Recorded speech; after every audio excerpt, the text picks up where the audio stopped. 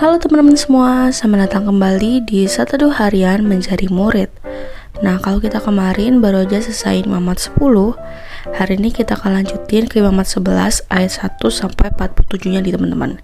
Kita akan membahas tentang binatang yang haram dan yang tidak haram. Nah, seperti biasa aku akan bacain dulu bacaan firman Tuhan kita untuk hari ini ya teman-teman.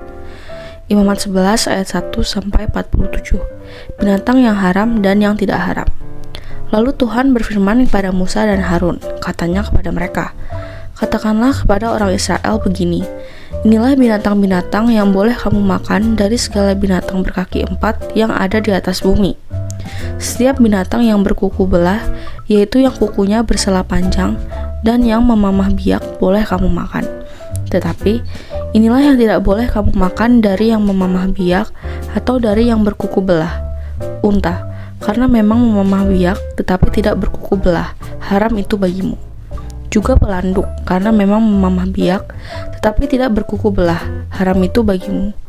Juga kelinci, karena memang memamah biak tetapi tidak berkuku belah, haram itu bagimu. Demikian juga babi hutan, karena memang berkuku belah, yaitu kukunya bersela panjang tetapi tidak memamah biak, haram itu bagimu. Daging binatang-binatang itu janganlah kamu makan, dan bangkainya janganlah kamu sentuh, haram semuanya itu bagimu.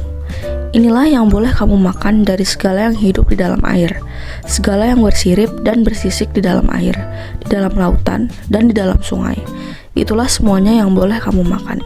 Tetapi, segala yang tidak bersirip atau bersisik di dalam lautan dan di dalam sungai, dari segala yang berkeriapan di dalam air, dan dari segala makhluk hidup yang ada di dalam air, semuanya itu kejijikan bagimu. Sesungguhnya, haruslah semuanya itu kejijikan bagimu. Dagingnya janganlah kamu makan, dan bangkainya haruslah kamu jijikan. Segala yang tidak bersirip dan tidak bersisik di dalam air adalah kejijikan bagimu.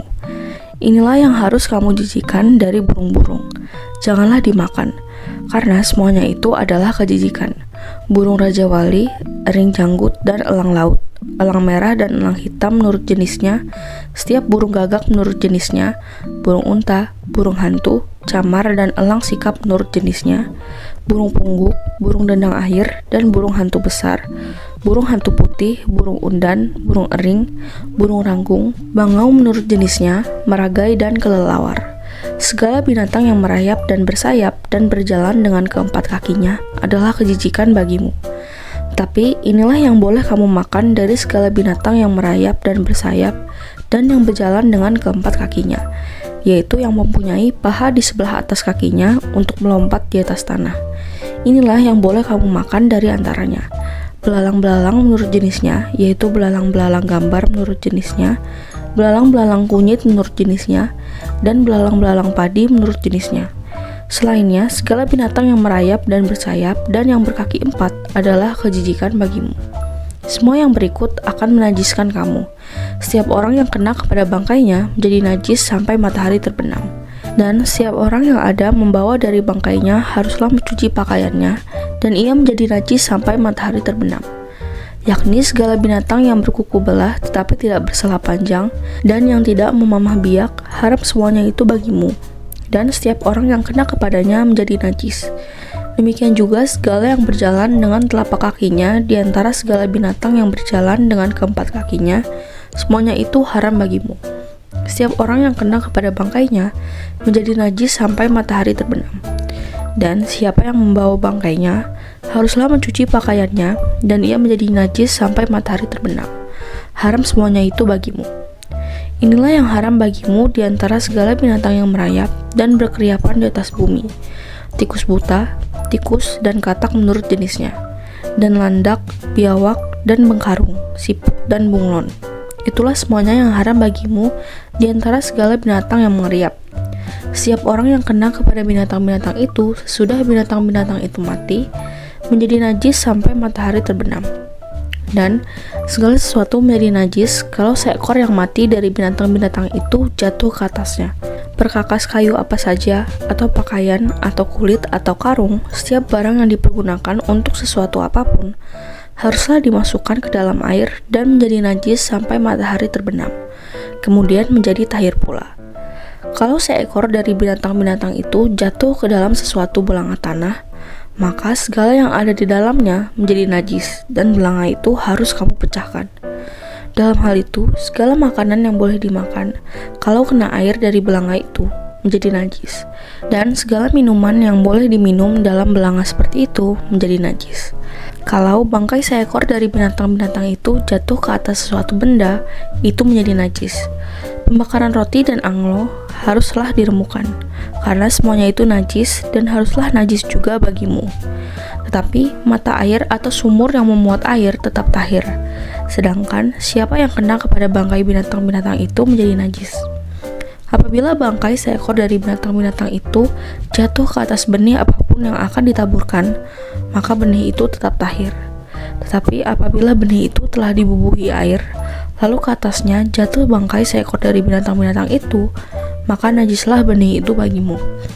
Apabila mati salah seekor binatang yang menjadi makanan bagimu, maka siapa yang kena kepada bangkainya menjadi najis sampai matahari terbenam.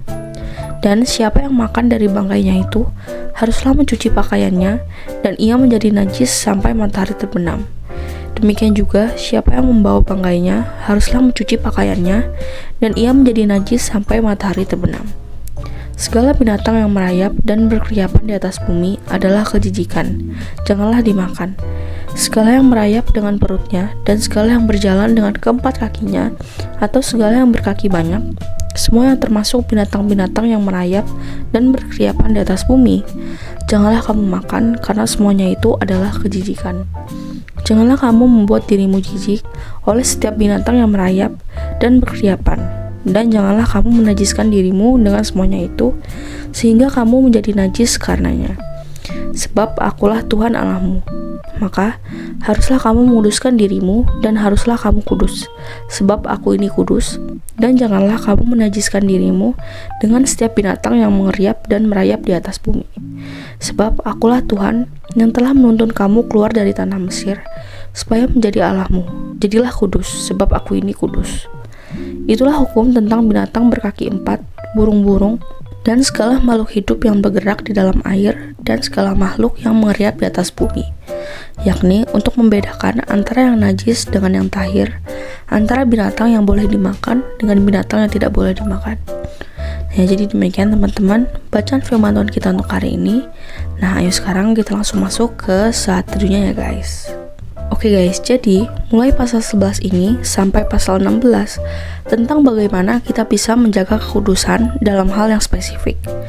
Nah, di pasal 11 ini, orang Israel diberi petunjuk praktis tentang bagaimana hal kekudusan dapat dilakukan dalam hal makanan.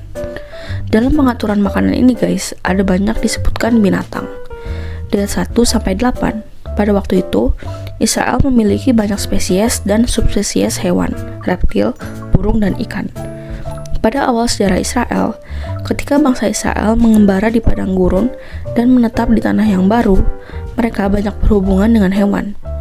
Hewan-hewan tersebut menyediakan sebagian besar kebutuhan pokok bagi kehidupan masyarakat, termasuk makanan, pakaian, dan tempat tinggal.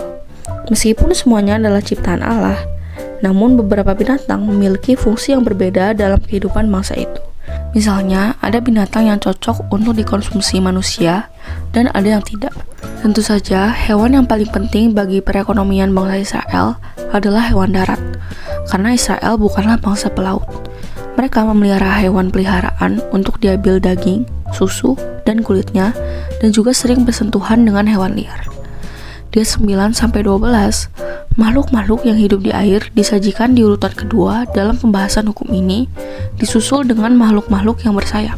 Makhluk-makhluk air yang boleh dimakan harus memiliki sirip dan sisik. Ini adalah ikan yang bergerak secara normal. Tidak masalah di mana makhluk-makhluk itu ditemukan, di air tawar atau air asin. Bangsa Israel sendiri bukanlah bangsa yang hidup di laut dan tidak banyak bersentuhan dengan makanan laut, karena laut yang berbatasan langsung dengan wilayah mereka tidak memiliki banyak kehidupan laut karena kurangnya nutrisi air. Jenis-jenis ikan sama sekali tidak diidentifikasi dalam Perjanjian Lama, meskipun penangkapan ikan telah menjadi mata pencaharian pada zaman Yesus. Hal ini mungkin menjadi alasan mengapa jenis-jenis ikan tidak disebutkan di sini secara detail seperti binatang darat. Di 13-23 itu tentang kategori terakhir dari binatang-binatang yang tidak dapat dimakan, meliputi binatang-binatang bersayap, baik burung-burung maupun serangga-serangga. Karena binatang-binatang ini merupakan unsur yang lebih umum dalam kehidupan sehari-hari orang Israel daripada ikan. Tidak ada kategori umum yang membedakan antara burung yang boleh dan tidak boleh dimakan. Serangga dikategorikan berdasarkan alat gerak mereka. Karena mereka bersayap, maka alat gerak alamiahnya adalah terbang. Serangga yang gak terbang pakai sayap, melainkan berjalan di atas tanah, harus dihindari karena dianggap tidak alami. Satu pengecualian adalah mereka yang memiliki kaki ekstra, yang memungkinkan mereka untuk melompat atau meloncat, berada di udara setidaknya untuk beberapa waktu. 4 diantaranya diidentifikasi sebagai hewan yang diizinkan: belalang, belalang gundul, jangkrik, dan jenis belalang lain. Selain itu, nggak boleh dimakan. Lalu di 24-45, nah pembahasan sebelumnya berkaitan dengan makhluk-makhluk apa saja yang boleh dimakan atau bangkai yang boleh atau tidak boleh disentuh. Hukum-hukum ini memberikan rincian yang lebih besar tentang binatang-binatang yang haram.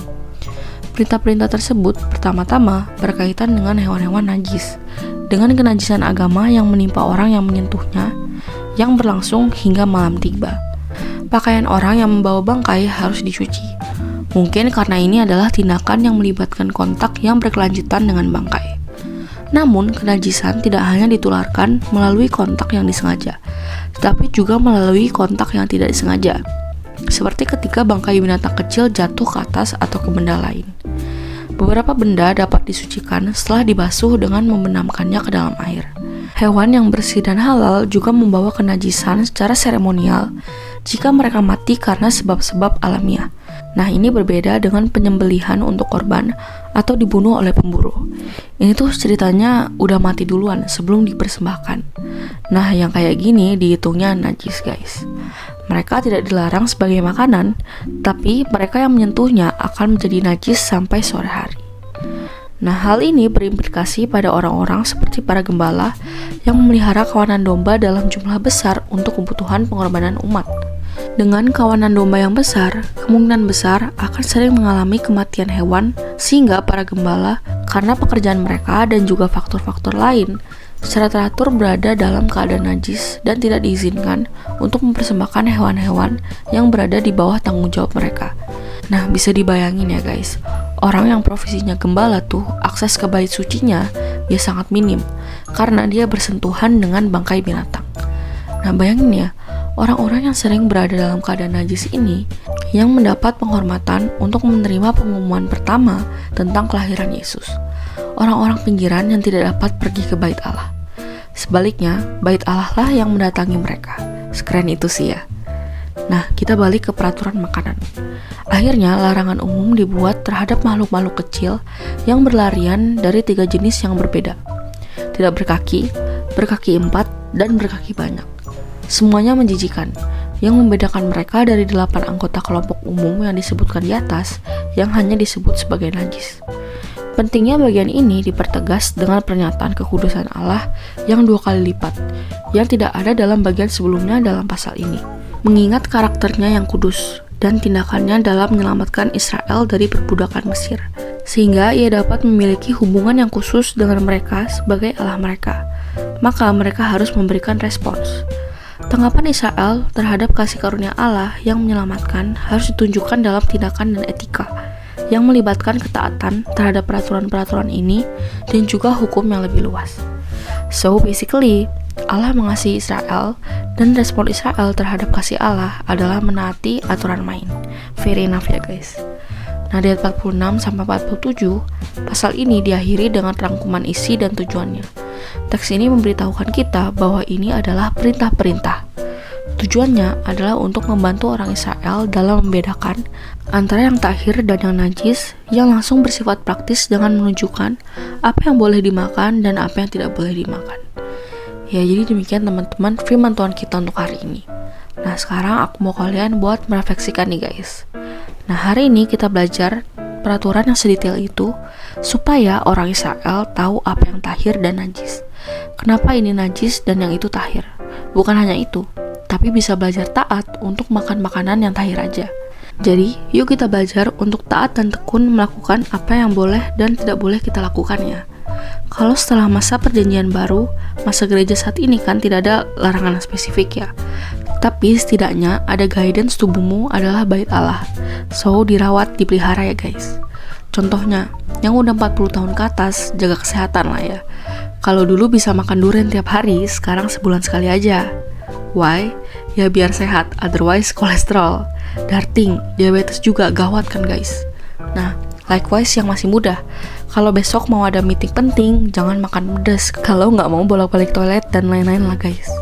Well, memang untuk kepentingan kita, tapi kita yang sehat ini bisa banget melayani Tuhan dengan maksimal di dunia kerja, tadi kampus, sekolah, dimanapun ruang karya kita.